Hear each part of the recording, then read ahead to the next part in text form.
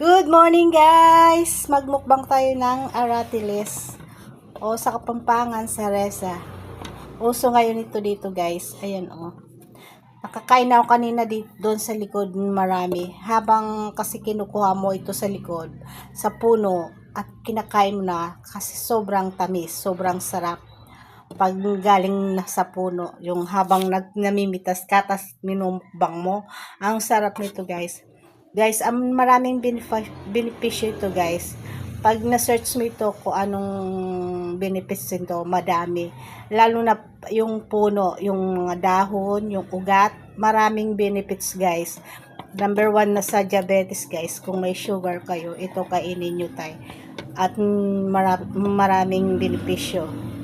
So guys, ito ang lalaki niya, hinog na. So, nakadami na akong kain ito guys kanina doon sa likod. So, gusto ko lang i-share sa inyo guys. Na nung maliit pa kami, maliit pa yung mga anak ko, wala kami pambiling prutas. Ito ang aming snack. Ito ang aming prutas. So, habang kumuha ka sa puno, patagal ng patagal, pasarap ng pasarap. Yan. Sana may natutunan kayo. So, search nyo guys kung ano ang benepisyo ng aratiles. Thank you for watching.